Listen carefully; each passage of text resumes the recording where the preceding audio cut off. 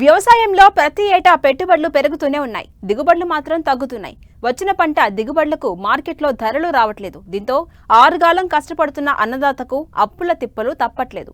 కాలానికి అనుగుణంగా పంటల సాగులో మార్పులు చేపడితే నష్టాల సేద్యాన్ని లాభాల వైపు నడిపించొచ్చని పలువురు రైతులు నిరూపిస్తున్నారు. ఈ కోవలోనే విజయనగరం జిల్లాకు చెందిన రైతులు వరిగట్లపై కూరగాయల పంటలు సాగు చేస్తూ అదనపు ఆదాయాన్ని పొందుతున్నారు.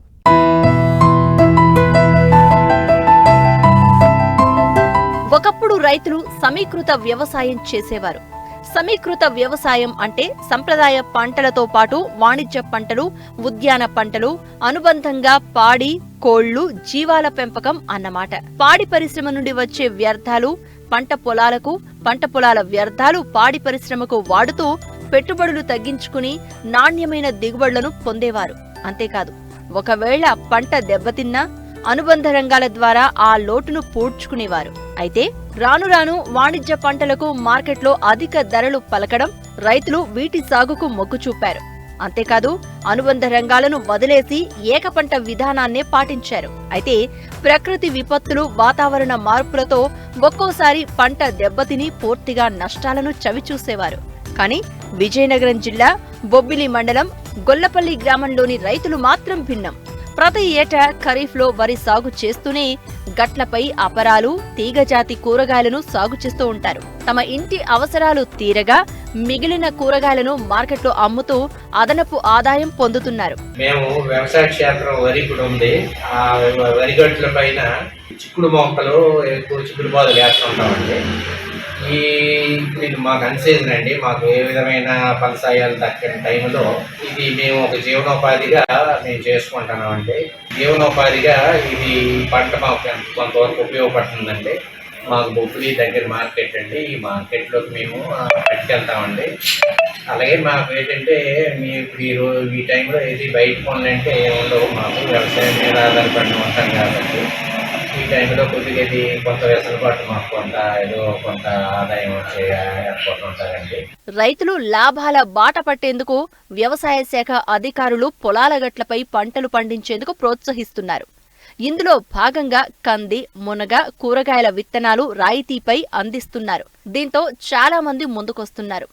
గట్లపై కంది, మునగ, అరటి, బంతి, బీర, బీన్స్ లాంటి తీగజాతి కూరగాయలను సాగు చేయడం ద్వారా 5 నుంచి 10,000 వరకు అదనపు ఆదాయం వస్తుందని చెప్తున్నారు.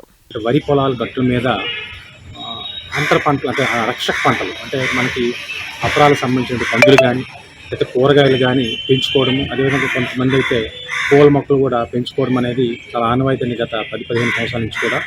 అసలు ఫస్ట్ ఏరియాకి బొబ్బిలి అండ్ విజయనగరం జిల్లాలో మొట్టమొదటిగా గట్ల మీద కందుల పెంపకం అనేది బాగా అలవాటు పడేటువంటి ఏరియా.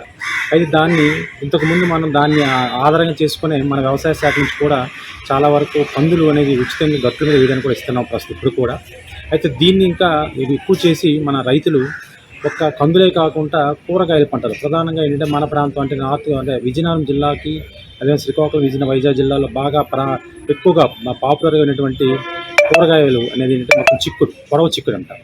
ఈ పొడవ చిక్కుడు అనేది చాలా ఎక్కువగా ఇక్కడ వాడుకుంటారండి మన రైతులలో కానీ సాధారణ జనం అంతా కూడా ఎక్కువగా వర్షాకాలంలో పండించే కూరగాయల పంట ప్రధానమైన పంట ఇది.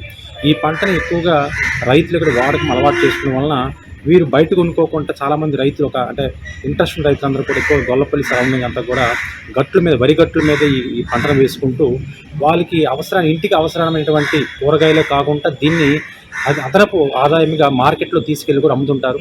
ఈ దాదాపు చెప్పండి 1 ఎకరా లేదా 2 ఎకరాలు ఉన్న పొలం రైతు గట్ల మీద వేసుకుంటే నిజంగా చెప్పాలంటే మనం ఒక కంటిన్యూ వేసుకుంటే ఒక 10-15 సెంట్లు విస్తీర్ణంలో ఎంత పంట ఉంటుందో ఆ పంట 2 వరుసలు గట్ల మీద వేసుకొని చాలా మంచి లాభాలు సాటించి దీనివల్ల అధిక ఇన్కమ్ ఆదాయం రావడమే కాకుండా ప్రధాన పంట మీద వరిలో వచ్చేటువంటి చీడపీడలు, ముఖ్యంగా రసం పీల్చే పురుగులైనటువంటి దోమ, పచ్చదోమ, అదేవిధంగా గోధుమ రంగు దోమకి సంబంధించినటువంటివి ముందుగా ప్రధాన పంట మీద కంటే ఈ పంట మీద ఆశించడం వలన మనం వాటిని గమనిస్తూ ప్రధాన పంటకి ఎటువంటి హాని కలగకుండా మనం పిచికారీ కానీ చర్యలు తీసుకోవడానికి అవకాశం ఉంటుంది. ఇది చాలా మంచి విధానం. దీన్ని మామూలుగా మనం శాస్త్రీయంగా వ్యవసాయ దీంట్లో అయితే వీటిని రక్షక పంటలను కూడా అంటాము. అంటే రైతుకి రక్షక పంటను తెలియకపోయినప్పుడు కూడా అదనపు ఆదాయం ఇచ్చేటువంటి పంటగా వాళ్ళకి బాగా దీన్ని శుభజరుగుతుంది. కాబట్టి ఈ విషయంలోన రైతులు అందరూ కూడా అంటే అవకాశం ఉన్నంత వరకు, ఎందుకంటే మీ అందరికీ తెలిసి ఈరోజు మనకు పోషక విలువల విషయానికి వచ్చేసరికి ఆహారం అన్నమనే కాకుండా కూరగాయలు కూడా కంపల్సరిగా మన ఆహారంలో ఉండాలి. కాబట్టి రైతులు వీటిని దృష్టిలో పెట్టుకుని అదే వ్యవసాయ శాఖ తరఫున కూడా మనం దీని మీద ఎక్కువగా ప్రోత్సహిస్తూ మనకి రైతులకి ఇంట్రెస్ట్ ఉన్న వారికి గట్టు మీద కందులు వేయడానికి అదేవిధంగా కూరగాయలు వేసుకుని చాలా అవకాశం మనం కల్పిస్తున్నాము. ఇవి ఎంతో ఆశాజనకం, రైతుకు కూడా చాలా లాభసాటి. కాబట్టి ప్రతి రైతు ఈ విధంగా వెళ్ళగలిగితే ఏమైనా మనం ప్రధాన పంటకి నష్టం జరిగితే ఈ రెండో పంట గట్టు మీదటువంటి పంటల వలన మనకు కొంత ఇంటికి ఆదాయం, అదేవిధంగా మన ఇంటికి అవసరమైనటువంటి పోషకాహార సంబంధించిన కూరగాయలు కూడా మనకు లభించిన అవకాశం ఉంటుంది. కానీ ఇది చాలా మంచి కార్యక్రమం అండి. కాబట్టి రైతులందరూ కూడా వీటి మిగతా వాళ్ళు కూడా ఫాలో చేయగలిగితే తప్పనిసరిగా రైతు తన స్వంతంగా కూరగాయలు పండించుకునే అవకాశం కలుగుతుంది. కాబట్టి ఇది చాలా మంచి కార్యక్రమం అని వ్యవసాయ శాఖ తరఫున నేను చెప్పదలుచుకుంటున్నాను.